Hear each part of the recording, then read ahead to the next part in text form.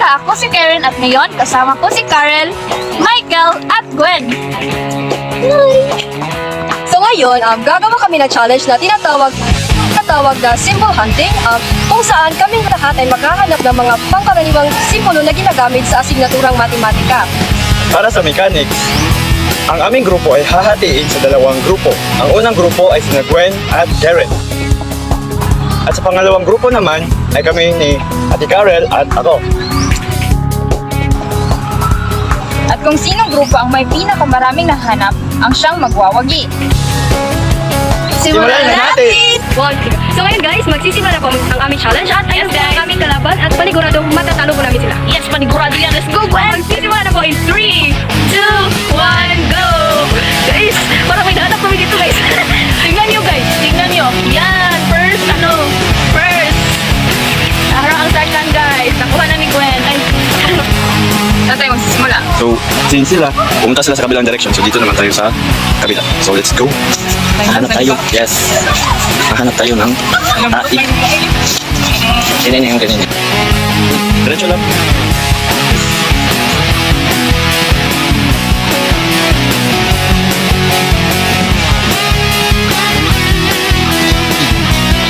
Hello.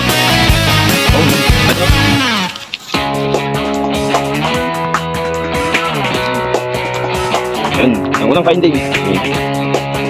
At yun guys, may nahanap na tayong isa. So, may siyam pa tayong hahanapin. let's go! Yay! Yay! Mayroon na tayong tatlo guys. Yes, tara guys! Apat na guys! Let's go guys! Hello! Parang mayroon dito Gwen. Something. Wow! 5 na guys. Let's go! Ayun!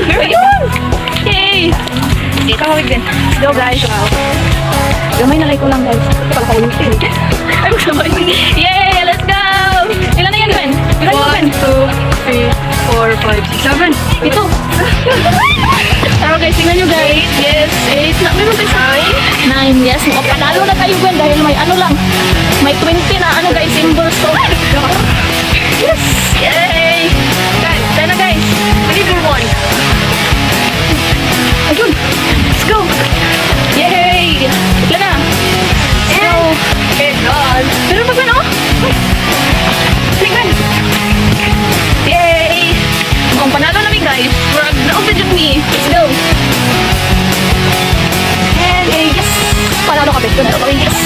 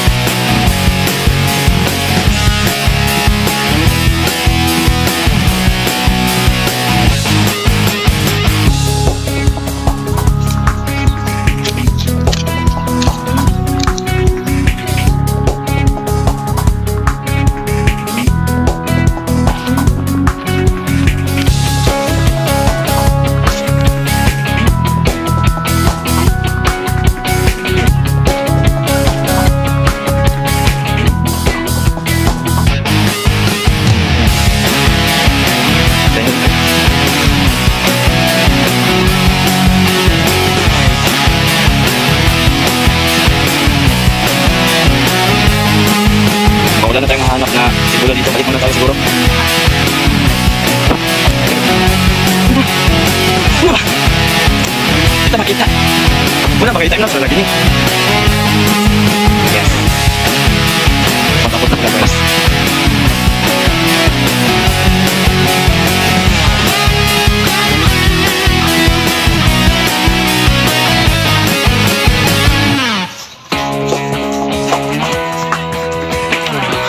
At ito ang mga simbolo ang aming nahanap sa aming challenge.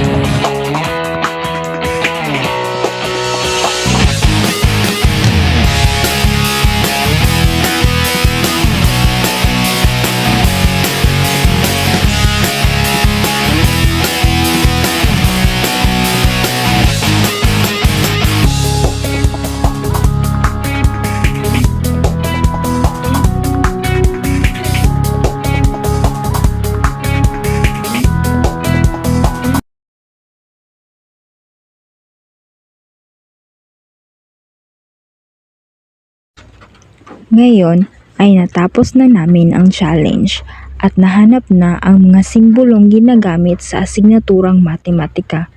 Kaya isa-isahin nating alamin kung ano ang mga katawagan nito sa Tagalog at kung ano ang gamit nito sa mga mathematical na konsepto.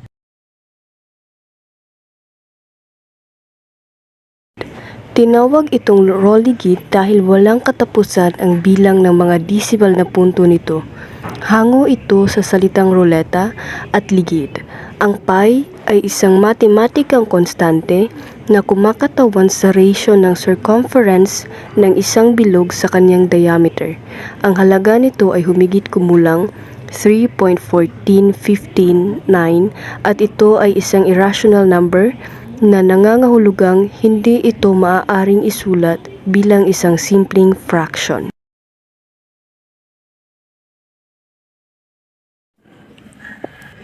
Sunod ay ang simbolong bagwas, isang Greek letter na ginagamit sa matematika. Tatawagin natin itong bagwas mula sa salitang ugat na bawas na nagpapahiwatig ng pagbabago o pagbabawas. Sa matematika, ito ay tumutukoy sa pagbabago o pagkakaiba sa halaga ng isang variable. Karaniwan itong ginagamit upang kumatawan sa pagbabago sa isang particular na dami tulad ng pagbabago sa x o y sa isang equation.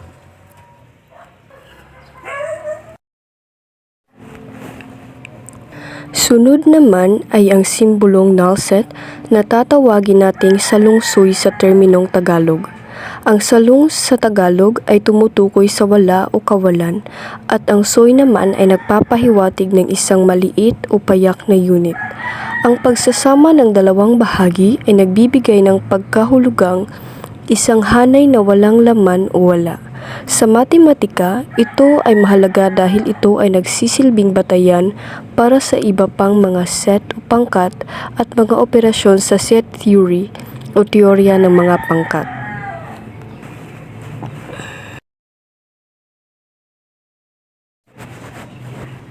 Sunod ay ang simbolong absolute value. Tatawagin natin itong waga-laga. Ang salitang waga ay mula sa salitang ugat na wagas ay nangangahulugang dalisay o buo at ang laga naman mula sa salitang halaga.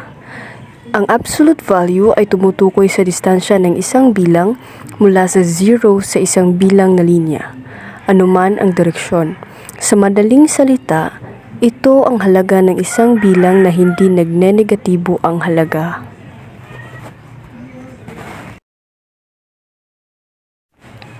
Sunod ay ang terminong dagup, ang Tagalog na katawagan ng summation. Ito ay ang kabuuan ng mga bilang o termino sa isang serye. Karaniwan itong kinakatawan ng simbolong sigma. Ang salitang ito ay hango mula sa dag, ibig sabihin ay pagdadagdag at up, nangangahulugang pag-akyat o pataas. Kaya't ang dagup ay tumutukoy sa proseso ng pagdaragdag ng mga bilang upang makuha ang kabuuan.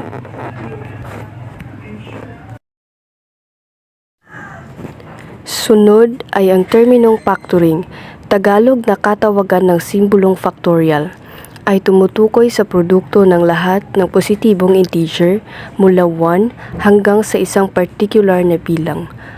Ang terminong ito ay mula sa salitang ugat na factor na binuo mula sa salitang factor, isang mahalagang konsepto ng factorial, at ing na nagpapakita ng proseso.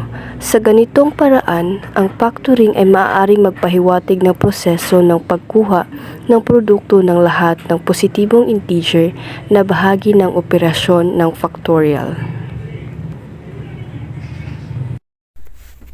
Sunod naman ay ang simbolong square root na tatawagin nating parisukat-ugat. Ang parisukat-ugat ay isang matematikang operasyon na kumukuha ng isang numero na kapag pinarisukat ay nagbabalik sa orihinal na halaga. Halimbawa, ang ugat na parisukat ng 9 ay 3 dahil 3 times 3 ay 9. Sunod naman ay ang simbolong union na tatawagin natin sa terminong Tagalog na pagpipisan. Ang pagpipisan ng dalawang ibinigay na set ay ang set na naglalaman ng lahat ng mga elemento na nasa isa o parehong set. Halimbawa, kung ang set A ay naglalaman ng mga numerong 4, 7, 9, 3 at 10, at ang set B ay naglalaman ng mga numerong 1, 4, 10, 11, at 20. Ang pagsasama ng set A at B ay sinusulat bilang A, pagpipisan B ay nagre-resulta ng itinakda. Ang A pagpipisan B ay naglalaman ng mga numerong 1, 3, 4, 7, 9, 10, 11, at 20.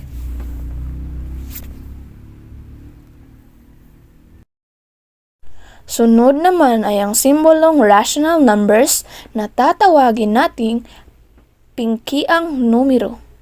Ang terminong pingkiang numero ay nagmumula sa salitang pinky na ang ibig sabihin sa Ingles ay fraction. Ang mga pingkiang numero ay ang mga numero na maaaring katawanin sa anyo ng P over Q, kung saan ang Q ay hindi katumbas ng 0. Karaniwan ang rational na numero ay ang mga fraction na maaaring katawanin sa linya ng numero. Sunod naman ay ang simbolong integer na tatawagin nating bibos, galing sa dalawang salita na bilang at lubos. Ang mga bibos ay ang buong bilang na walang bahagi ng decimal o fraction. Kabilang dito ang mga positibong bilang na 1, 2, 3 at iba pa. Negatibong bilang na negative 1, negative 2, negative 3 at iba pa. At ang 0. Ang mga bibos ay ginagamit sa iba't ibang larangan ng matematika at nagbibigay diin sa kabuuang halaga ng isang bilang. Sunod naman ay ang epsilon na may katumbas na salitang liksi halaga. Pinagsasama ang salitang liksi na tumutukoy sa pagiging mabilis o maliit at salitang halaga na nangangahulugang value upang maipahayag ang konsepto ng isang maliit o mabilis na nagbabagong halaga. Ang maliit sa matematika ay tumutukoy sa isang napakaliit halaga. Kadalasan, masyadong maliit sa 0 o halaga. Ginagamit ito upang ipakita ang ideya ng isang maliit na pagkakaiba o margin, lalo na sa mga paksang tulad ng mga hangganan o limits at patuloy na mga functions.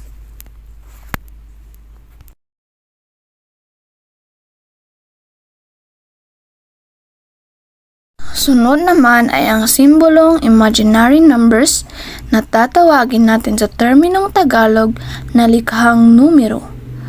Ang mga likhang numero ay ang mga numero na nagre-resulta sa negatibong numero na kapag nakaparisukat ugat. Tinukoy din ang mga ito bilang parisukat ugat ng mga negatibong numero. Ang isang haka-haka na numero ay ang produkto ng isang hindi zero na tunay na numero at ang haka-haka na unit na I na kilala rin bilang iota, kung saan ang I ay equal sa parisukat ugat ng numerong negative 1 o ang I2 na equal sa numerong negative 1. Pasahat. Ito ay pinag-isang para sa lahat. Ang salitang para sa ay nangangahulugang for at ang lahat ay tumutukoy sa pagsisama o pagkakasama ng lahat ng elemento.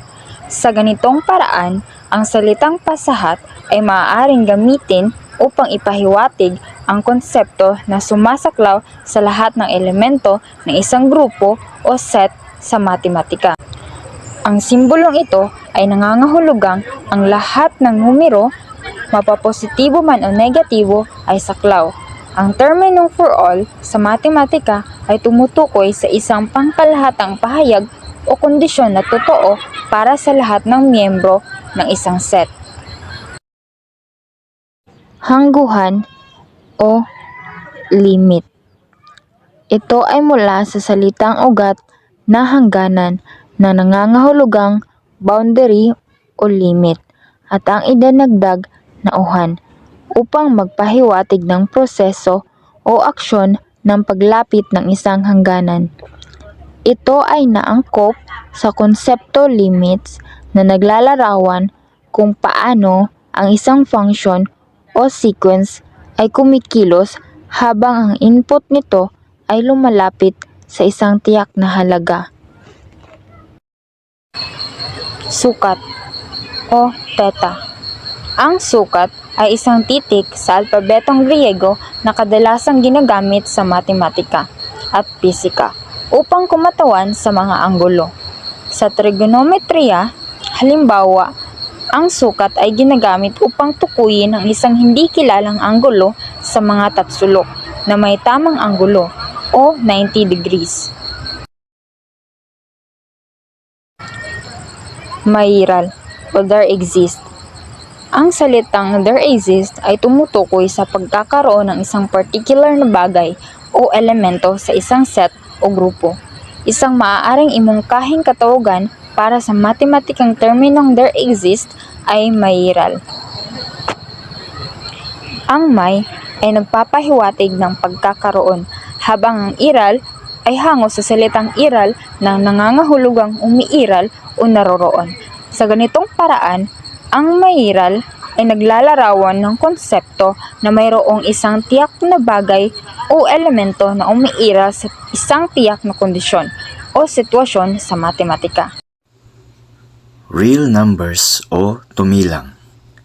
Nagmula sa tunay at bilang. Ang tumilang ay tumutukoy sa lahat ng mga tunay na numero na maaaring maglaman ng mga pamilang o whole numbers, mga di pamilang or fractions, at mga desimal.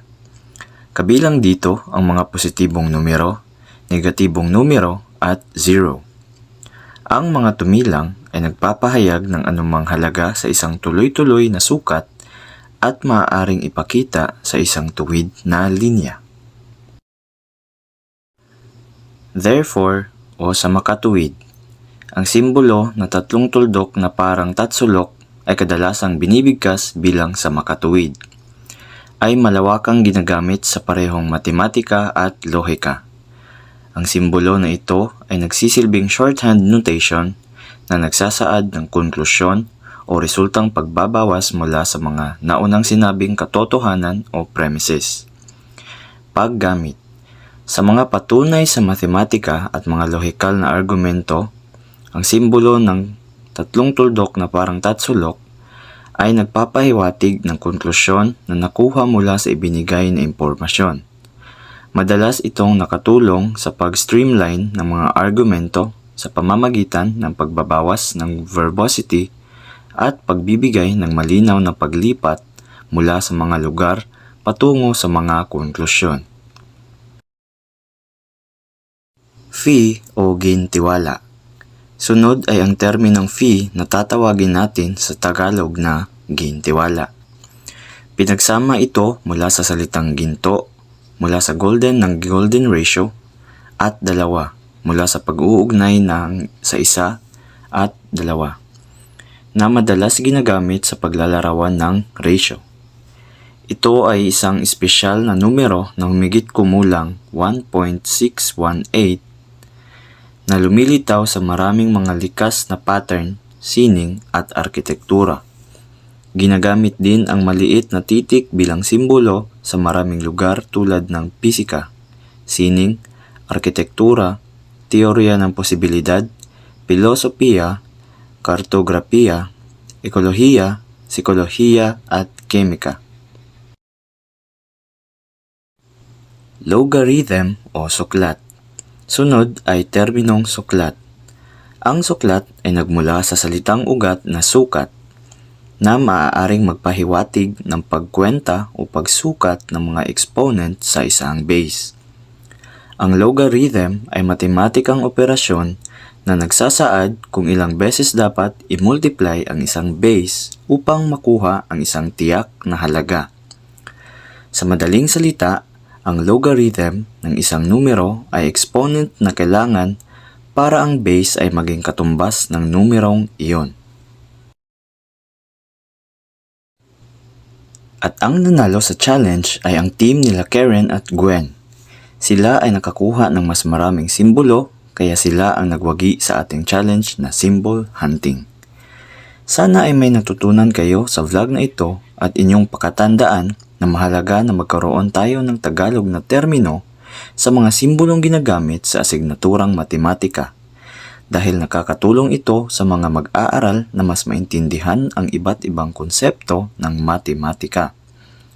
Hindi lamang nito pinapalalim ang ating pag-unawa, kundi pinapalapit din tayo sa sariling wika habang inaabot natin ang mas mataas na antas ng pag-aaral sa matematika.